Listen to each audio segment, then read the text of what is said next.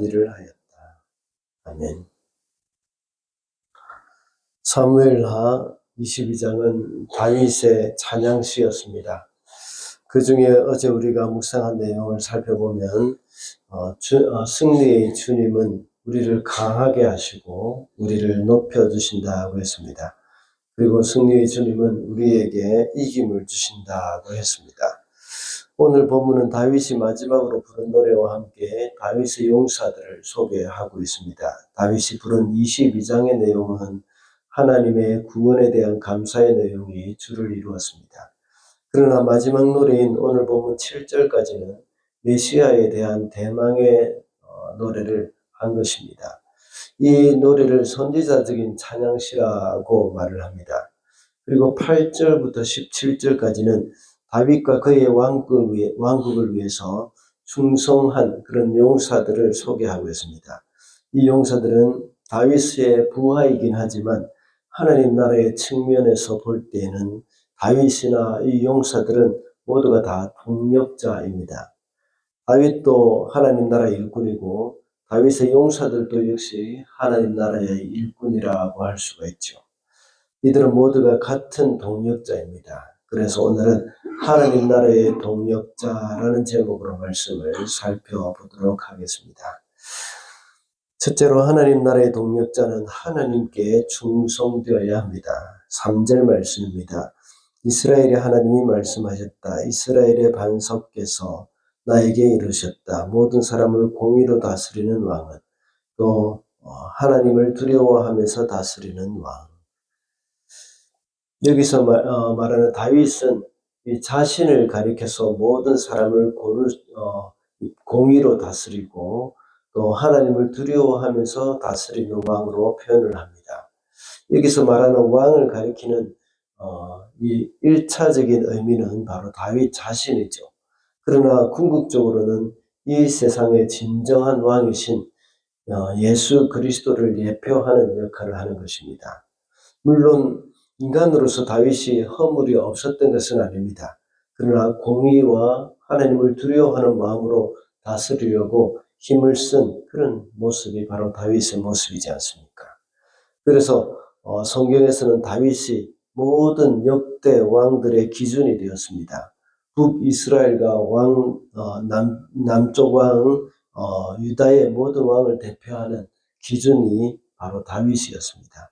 그래서 이 성경을 보면 항상 왕을 평가할 때에 다윗처럼 했다 또는 다윗과 같이 않았다 하고 평가를 하는 것을 볼 수가 있습니다. 그리고 신구약 전체를 통틀어서 볼 때에 다윗에 관한 이야기가 가장 많이 실려 있다고 볼 수가 있죠. 왜냐하면 다윗이 그만큼 하나님께 충성된 사람이었기 때문입니다. 이렇게 하나님께 충성된 사람에게는 하나님이 또 다른 충성된 사람들을 동력자로 붙여주십니다. 오늘 본문 8절 이하의 말씀을 볼 때에 충성된 사람들이 많이 나타나고 있지 않습니까? 이런 충성된 동력자를 가진 다윗이 얼마나 또 큰 복을 받은 사람인지 모릅니다. 이들의 동력이 없었다면 하나님 나라의 그림자라고 할 수 있는 이 다윗의 왕국은 든든히 설 수도 없었을 것입니다. 그러므로 하나님 나라의 동력자로서 우리가 기억해야 할 것은 내가 먼저 하나님께 충성된 사람이 되어야 한다는 사실입니다. 둘째로 하나님 나라의 동력자는 서로에게 충성해야 합니다. 16절입니다. 그러자 그 세 용사가 블레셋 진을 뚫고 나가 베들레헴의 성문 곁에 있는 우물물을 길러 가지고 와서 다윗에게 바쳤다. 그러나 다윗은 그 물을 마시지 않았고 길어온 물을 주님께 부어드리고 나서 앞에 첫 번째 대지에서 다윗이 충성된 하나님의 사람이었다는 사실을 말씀드렸습니다. 그리고 8절 이하에서는 다윗의 용사들을 소개하고 있는데 특별히 방금 읽은 16절에서는 이 충성스러운 세 용사의 행적을 말하고 있는 것이죠. 하루는 산성 요새에 있었고 이 다윗이 하루는 산성 요새에 있었고 또 블레셋 군대의 진은 베들레헴에 있었습니다. 그때 다윗은 간절한 소원을 말했습니다. 당시 다윗의 군대가 진을 치고 있었던 아둘람 굴 근처에는 수질이 그리 좋지는 못했습니다. 그러나 베들레헴 주변에 있는 우물은 매우 시원하고 수질이 좋았다는 기록이 있습니다. 더욱이 다윗의 고향은 베들레헴이었기 때문에 다윗이 어릴 때부터 마셔왔던 그 우물물이 그리웠던 것이죠. 그러나 다윗이 베들레헴 성문 곁에 있는 우물물을 정말 마시고 싶었기 때문에 이 물을 그리워했던 것은 아닙니다. 고향 베들레헴을 블레셋 손에서 속히 되찾고 싶은 마음을 이렇게 드러낸 것이죠. 그래서 그의 소원을 말하기를 누가 베들레헴 성문 곁에 있는 우물물을 나에게 길어다 주어 내가 마실 수 있도록 해주겠느냐라고 말을 했던 것입니다.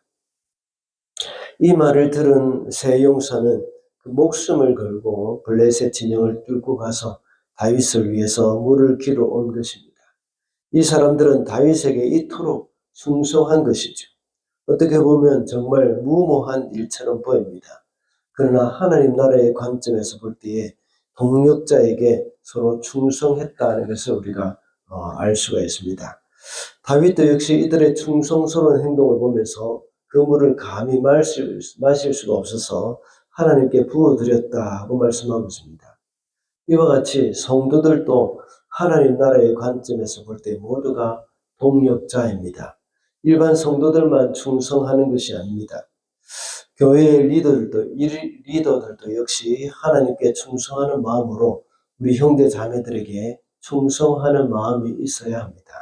그뿐만 아니라 우리 예수께서도 역시 하나님께 충성하셨습니다. 그리고 교회를 위해서 목숨을 바치셨습니다. 이와 같이 성도들도 주님의 충성된 일꾼이 되어야 하고 주님의 몸된 교회를 위해서 우리도 역시 목숨을 바치면서 섬기는 것이 마땅한 것임을 잊어서는 안 되겠습니다. 마지막으로 하나님 나라의 동력자는 서로를 귀중히 여겨야 합니다. 17절 말씀입니다. 이렇게 말씀드렸다. 주님, 이 물을 제가 어찌 감히 마시겠습니까? 이것은 목숨을 걸고 다녀온 세 용사의 피가 아닙니까? 그러면서 그는 물을 마시지 않았다. 이 세 용사가 바로 이런 일을 하였다. 이렇게 다윗이 한 말을 듣고 세 용사가 베들레헴 우물물을 길어 왔습니다. 이것을 본 다윗은 감히 그것을 마시지 못하고 물을 땅에 부어서 하나님께 바쳤습니다. 다윗에게 베들레헴의 물을 먹게 하기 위해서 죽음도 각오를 하고 또 물이기 때문이죠. 그래서 다윗은 그 물이 목숨을 걸고 다녀온 세 용사의 피라고 표현을 했습니다. 이 세 용사는 그만큼 다윗을 향해서 존경할 만한 왕으로 여기고 있었던 것입니다. 그래서 다윗의 말 한마디, 다윗의 마음의 소원 하나라도 귀중히 여기는 마음이 있었던 것이죠. 그렇다고 해서 다윗이 그 시원하고 수질이 좋은 물을 벌컥벌컥 마시고 이렇게 만족했던 것이 아니라 그것을 차마 마시지 못하고 부으면서 여호와께 바친 것을 우리가 볼 수가 있습니다. 그 이유가 무엇입니까? 다윗도 그만큼 세 용사를 소중히 여겼기 때문입니다. 이렇게 세 용사는 다윗을 귀히 여겼고 다윗은 이 세 용사를 소중히 여기는 마음을 우리가 잘 알 수가 있습니다. 하나님 나라의 동력자들도 역시 서로를 귀중히 여기는 마음이 있어야 합니다. 담임 목사를 비롯한 직분자들도 성도를 귀중히 여기고 성도는 또 직분자를 소중히 여기는 마음 우리에게는 있어야 합니다. 그뿐만 아니라 우리 모든 성도들도 역시 서로를 소중히 여기는 마음을 가지고 있어야 합니다. 이렇게 서로를 소중히 여기는 마음이 있을 때에 하나님의 나라를 든든히 세워갈 수 있는 그러한 우리의 모습이 될 수가 있는 것이죠. 그리고 이 땅에서 하나님 나라의 그림자라고 할 수 있는 교회도 역시 든든히 세워져 갈 수 있다는 것을 잊어서는 안 되겠습니다. 말씀을 맺겠습니다. 오늘은 하나님 나라의 동력자라는 제목으로 말씀을 살펴봤습니다.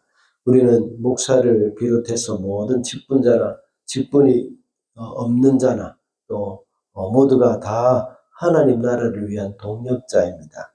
하나님 나라의 동력자인 우리는 먼저 하나님께 충성해야 합니다.